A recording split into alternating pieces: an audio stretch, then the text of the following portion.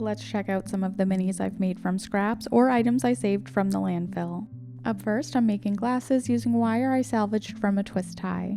The two loops are the frames of the glasses where the lenses would go. I bent the wire at a 90-degree angle from the lenses to form the sides.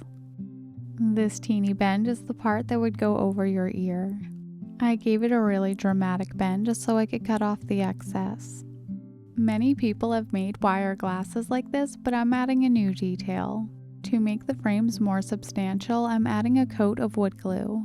I used a tiny scrap of wire to redistribute the glue and get rid of any weird angles. I painted the dry wood glue to look like chunky plastic frames. This tiny bottle is filled with Diamond Glaze to add the look of lenses. This is from my Dollhouse Miniatures collab. Next, I'm using scraps to make over a very cheap lantern. First, I'm removing this clear plastic piece and cleaning up some of these edges. I'm using flush cutters to trim plastic that leaked outside of the mold. I'm also trimming this strange yellow piece in the middle that really takes away the realism. I tried to finish by sanding, but this plastic is so cheap it was just turning furry. I cleaned off all the sanding dust with rubbing alcohol and gave it a coat of black paint. The black paint is a great base to add some rub and buff. I'm using gold leaf. For a little added spice, I also added a small amount of silver randomly. I have a stash of strings I mostly got from price tags. I'm looking for a cotton-like piece I can use to make a faux wick. I frayed the end and colored it black so it looks charred. Coloring the end of the string does a good job achieving the effect, but I'd like a little more realism. I think the best way to simulate a charred effect is to actually char it, so I'm using a lighter to burn the end. I'm adding some glue to stiffen up this piece of string so it's easier to install in the lantern. I added a bit of white glue where the weird yellow post used to be and added my little piece of charred string. With just a couple simple steps, the world's cheapest lantern now looks pretty cute. For just a little bit of extra detail, I'm using my pin vise to make a small hole in the front of the lantern. I use this cheap magnetic mechanics dish to store my pin cutoffs to use later. I'm using this little bit of pin head to add some detail to the lantern. It's a pretty tight fit, so I just added it using white glue because I try to avoid using super glue. I scuffed up the tiny head of the pin so it's easier to paint. I'm adding rub and buff directly to the metal. The cheap lantern I started with hardly looked worth saving, so I think this is a big transformation. I'm transforming plastic trash into Dollhouse Miniatures.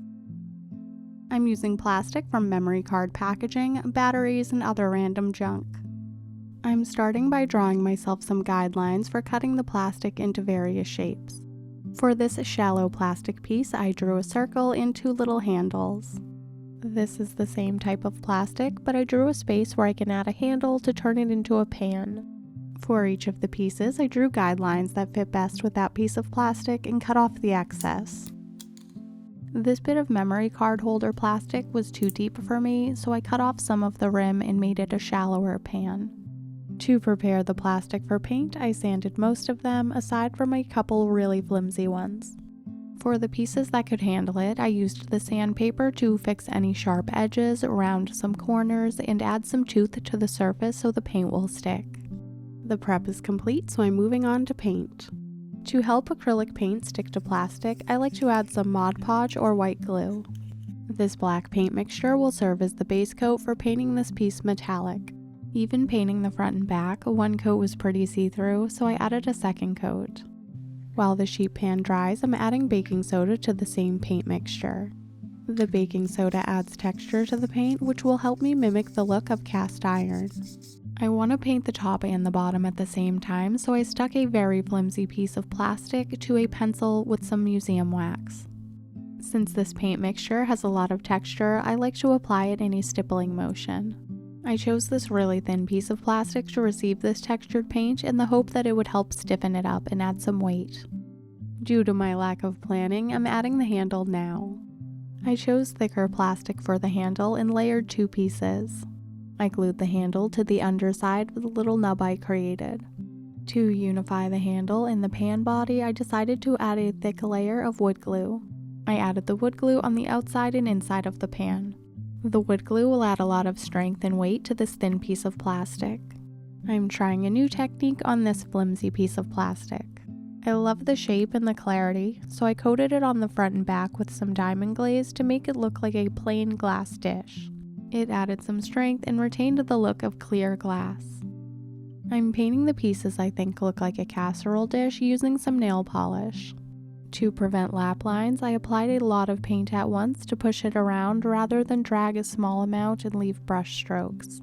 You could paint these with acrylic paints, but I really wanted to see how the different plastics would react to nail polish and other materials. Between sketching the pieces, cutting them out, and doing some light sanding, this transformation only took a couple minutes. This is the same flimsy plastic I'm using to make the cast iron pan. I added a coat of nail polish to the outside and a layer of enamel paint on the inside. It reacted very poorly to the OP nail polish and became all wavy and misshapen. This heavier piece of plastic held up to the nail polish much better. I nearly forgot to use this piece of plastic I've been hoarding for 2 years. I did a test patch to see how my treasured piece of plastic would react before painting 3 bowls. I painted the inside of this bowl and the outside of 2 others. Painting just to the inside of the plastic leaves the outside looking really smooth and shiny. To finish the sheet pan, I added multiple layers of silver paint, but I still couldn't cover the black. To disguise the streaks, I added a layer of watered down paint. This is a mixture of yellow ochre and brown. I'm adding the look of rust using a new product and one of my old favorites. I added rust all to one side and dirty down rust to the other. In a future video, I'll do a deep dive comparing these products. For cleaner, newer looking metal, I used gray mixed with Elmer's glue to base the next piece. One coat of the silver paint was able to easily cover the gray, unlike the black base coat. With just a couple simple steps, I transformed this piece of plastic into a miniature pie pan. The wood glue is dry and my cast iron skillet is a lot stronger and heavier. I mixed up some more of the Mod Podge, black paint, and baking soda and gave it a coat on the inside and out. Once it dried, I made the cast iron look a bit more used by adding some shaved white chalk pastels. It looked a bit too worn, so I added some black as well. The black chalk pastels mixed with the white and gave it a very realistic matte look. I kept it white on the bottom and the sides so the pan looks nice and dry. For some added realism and functionality, I used my pin vise to make a hole in the handle. I folded a piece of sewing thread, tied a knot, and pulled it through the hole. I love how all of these turned out, but the cast iron is definitely my favorite. I have a really nice collection of plastic I can transform in future videos, so you'll see more of this type of content. I rescued some game pieces from the Goodwill bins that were destined for the dump. With some simple painting techniques, I'm turning these into statues for my dollhouse. To disguise their pressed plastic past, I'm cutting off the mold lines. You could also lightly sand your pieces or add Mod Podge or white glue to your paint. Now the pieces will get 2 separate treatments, starting with this horse statue. I want both of the statues to look like metal, so I'm starting by giving the horse statue a bluish-green base coat of paint. I'm lightly dry brushing some gold paint to make this look like aged copper. To create the distinctive patina you see on aged copper, I'm covering the entire thing with a wash of watered-down white paint. I want the pigments to remain, so I'm applying it liberally so it looks good when it dries. I'd love to try this technique on a weather vane. I'm transforming this miniature cannon into a bronze statue using some gold rub and buff. I'm using some Panaline accent color to create more depth, but you could use watered down paint. This is a nice thin formula that flows easily into lines. You can make your acrylic washes flow more easily by adding a drop of dish soap. That's how you turn a cheap plastic game piece into a beautiful bronze statue for your dollhouse. For my next bit of magic, this plastic piece from the bins is becoming a vase. To prepare for paint, I sanded all of the flat surfaces and gave it a coat of ultra matte sealer. I'm using silver leaf rub and buff to add some color. I really love the coverage and luster of rub and buff, but you could also use acrylic paint instead. I'm emphasizing the floral detail using a simple wash of acrylic paint and water. I like to add too much since it dries really subtle. I'm using some moss and greenery I found at the bins to make a flower arrangement. I believe the Goodwill bins is the last stop for items like this before they end up in a landfill. These plastic stems are covered in green and purple styrofoam balls. I'm hoping it gives the impression of lilac or hydrangea. I'm using the moss to fill in empty spaces and add greenery and texture. I was initially using hot glue to add the clusters, but switched to white glue. I wanted to quickly form the basis of the floral arrangement, but use a tidier glue to finish it up. Since these things would have ended up in the garbage, I hope none of you are outraged at my loophole of considering these trash. I always keep the wooden scraps from my miniature kits. I'm using some thin pieces of wood and food packaging to make a miniature shadow box. To avoid doing any measuring, I eyeballed the size of the frame I wanted and trimmed the wooden pieces in place. I used my pencil lines as a guide for cutting the pieces. I stained the frame with some watered down brown paint and painted the cereal box blue. I got these dry flowers from a Row Life miniature kit. I'm adding color to the smaller piece using some watered down green paint. As a finishing touch, you could encapsulate the flowers with resin. I got this little cabinet from my local dollhouse store and replaced the missing glass pieces with some trash plastic. This is for my abandoned lab inside of a miniature book project. I cut out a triangle of missing glass and added small bits of plastic to the floor at the end of the project to make it look like broken bits. I glued this cabinet to the wall and added shelves on either side. I have a couple broken microscopes and I repaired them with super glue and baking soda. When you sprinkle baking soda over liquid super glue, it dries right away and it's really strong. I'm covering the baking soda with black and silver paint, and I'm using one of these microscopes on the shelf and another on a desk. I'm breezing past this Dollar Tree desk because I listed the full-length video in the description.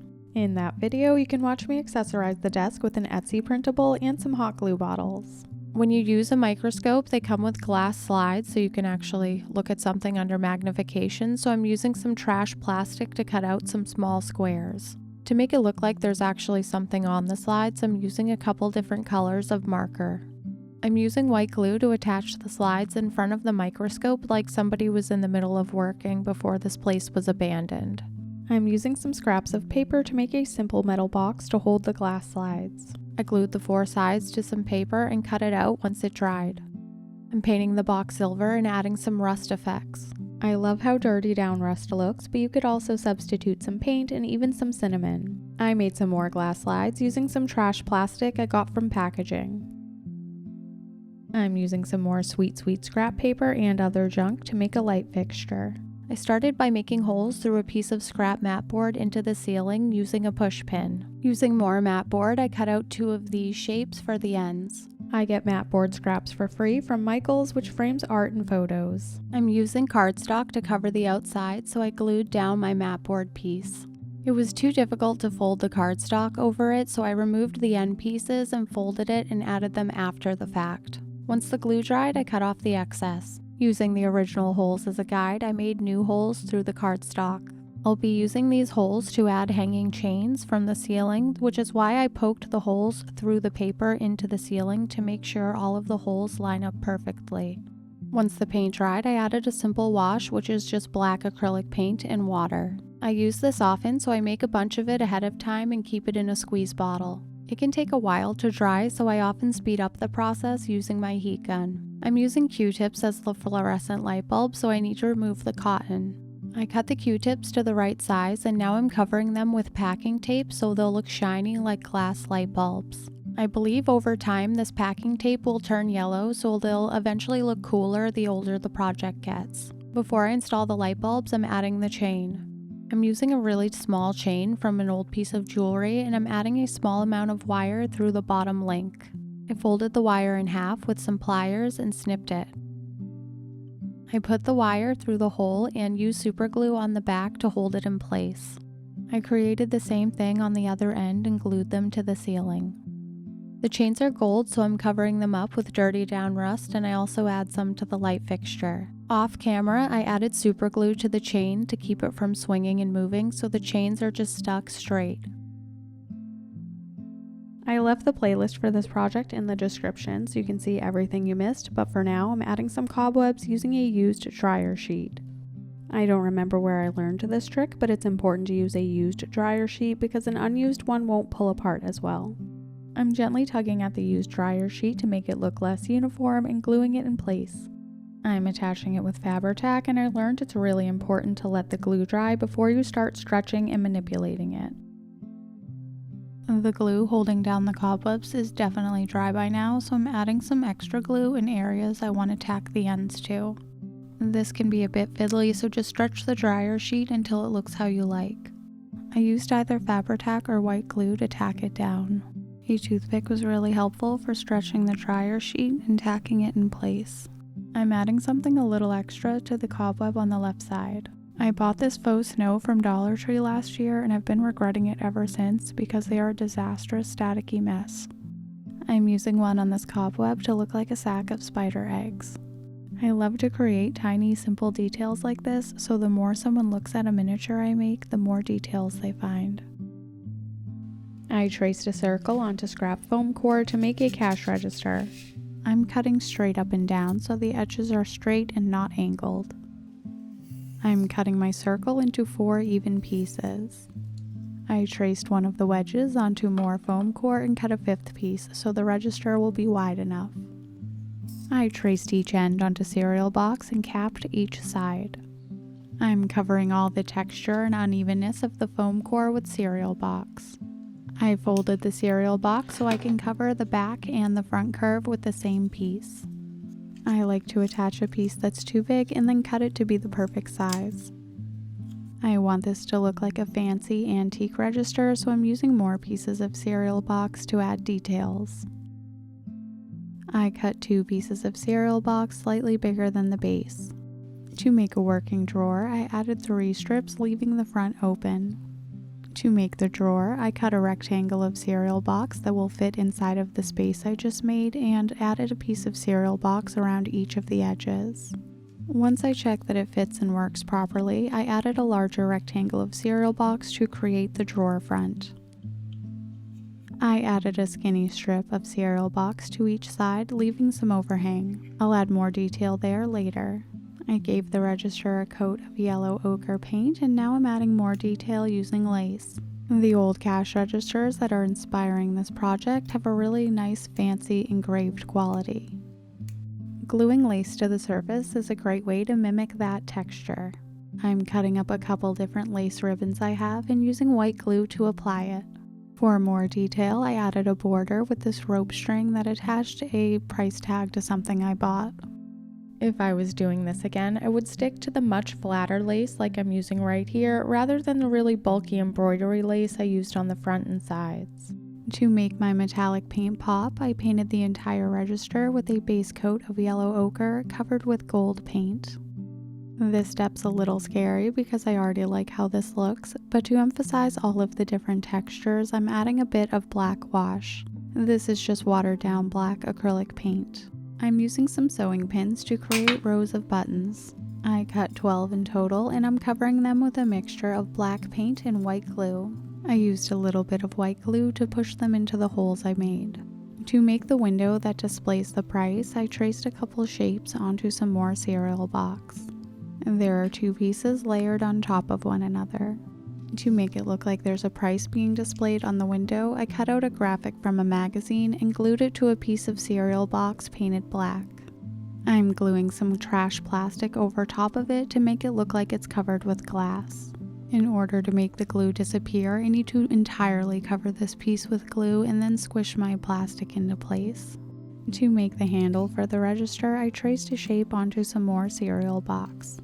This will be a working handle, so I'm adding some super glue to make it stronger. I stuck a sewing pin through one of the ends and painted the entire handle with a coat of gray paint covered with silver. These fancy toothpicks are my new best friend, and I'm using one of them to create the fancy wooden part of the handle. I cut the very tip off of the fancy toothpick, and now I'm sanding it to make it curvier.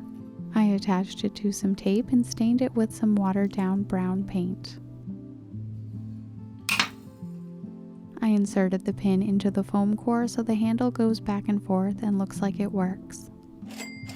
I'm using a combination of markers and paint to add colors to the buttons. I colored the buttons with the markers and then painted over top of it with white. The marker bleeds through the paint and creates a subtle color. I discovered this little trick accidentally when plan A of just painting the pins with markers didn't work. I'm adding the tiniest dab of Diamond Glaze to each button to give them dimension and make them really shiny. I finished by adding some money I made from an Etsy printable. I've had a lot going on, but you'll see this make an appearance someday once I finally get around to making the boutique in a book box project.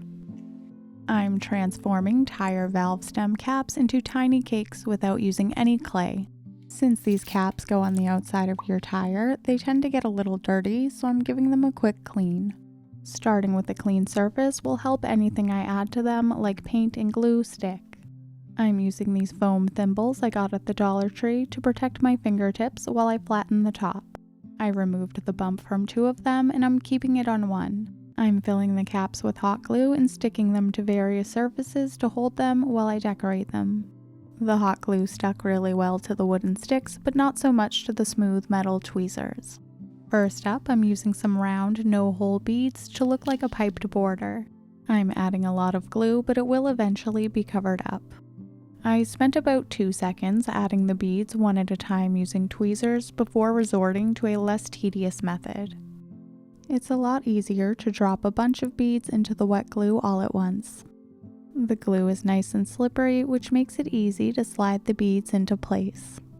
If you'd like, you can add a border just to the top, but I like the look of the border on the bottom as well. I added excess glue, dropped the beads, and pushed them into place. To prevent the beads sticking, I stuck my blade underneath to make a tiny bit of space. At this point, the beads could easily pop off, but later steps will help secure them. For the second cake, we're simulating another piped frosting border using this little rope trim. I believe this came from a price tag, so make sure you scrutinize things before you throw them away. I glued a piece around the bottom and cut off the excess. Adding it to the top could try your patience, so I came up with a very simple method. I'm soaking the little piece of trim in some glue so it'll hold its shape. The diameter of this handle is slightly smaller than the top of my cap cake. I wrapped the string around, leaving a slight overlap. I'm carefully removing it and admiring the little circle I made. I'm snipping it in the place where the 2 pieces of trim overlap. I tried to attach it to the cake just like this, but the ends wanted to stay open. To make it fuss-free, I used some hot glue to close the end. Now I have a nice firm little circle I can just drop into a pile of glue on top of the cake. The third cake won't have any borders and will be entirely frosted. I sanded the tire cap to create a toothy surface for the spackle to stick to. I'm spreading the spackle to cover the entire surface and not worrying about how it looks at this stage. Once it's covered, I'm making rustic vertical lines in the cake sides. This is the type of pattern you can make in your frosting using a spoon. This next step adds some texture and seals all the components to keep them from coming off of the cap. To create the texture, I'm adding baking soda to some acrylic paint. When you add baking soda to paint, you do run the risk of having a strange reaction where these tiny crystal-like spores grow. It hasn't happened to me, but I saw it happen to Bentley House Minis on her gargoyle project. As an alternative, you could use fine sand or baby powder. I painted each of the cakes with 2 coats of paint and painted one of them brown so it looks like a chocolate cake. This color is a little darker than I intended, so I covered it with a second lighter coat. I'm decorating each cake a different way, starting with this mold from Temu that's meant for decorating your fingernails. I'm not really sure what people use to fill these with when they're decorating fingernails, but I'm filling my mold with some hot glue to start. I glued it on top of the wet spackle. You can't really see it on camera, but I painted the spackle a pale pink color once it had all dried. To bring out the details of the rose on top, I initially dry brushed it, but I thought it looked a little too plain, so I completely filled in the rose with red paint. I'm topping my chocolate cake with these small red no-hole beads. I have a nice little collection of beads I got in a lot on eBay. I like buying secondhand craft supplies because I get a nice variety at a price that's lower than retail. I'm hoping the beads look like candied cherries on a Black Forest cake. For the third and final cake, I'm making a fancy modern topper. I added the daub of hot glue and I'm dragging the end of a paintbrush through it to imitate the decoration you can make by dragging a spoon through chocolate. I painted the flat side with some red paint, flipped it over, and glazed the front using some Diamond Glaze to add shine. I'm gluing it on the painted nub on top so it looks like it's sitting in frosting. To protect the cakes and add a little bit of shine, I sealed them with matte Mod Podge. I not so carefully popped each of the cakes off their stick and none of them fell apart. This is my first attempt ever at making a cake I made with polymer clay. It didn't turn out how I wanted, so I covered it in caviar beads to try to save it. Working with beads, trim, and spackle was a lot easier for me than dealing with clay. I think it would be really cute to make more cakes out of different caps, as well as using the little square alphabet beads you find to make mini petit fours. Here I'm using a scrap of cardboard to create a faux metal corrugated roof for my miniature shed for a potted plant. I did a base coat of gray paint stippled with some silver. I cut out the shape of the roof, leaving some overhang, and I'm removing the other piece of paper as well, so the corrugation will be on the top and bottom, just like a real metal roof. I painted the underside to match and covered up the cereal box roof. I want this little shed to look like it lives outside, so I'm dabbing on some brown paint mixed with red to make it look rusty. Adding color to all the edges makes it look more realistic and adds definition. I added more rust effects, mainly concentrating on the edges. You can watch the full video here, which is definitely worth checking out because I made this entire project from scratch and there are lots of fun details.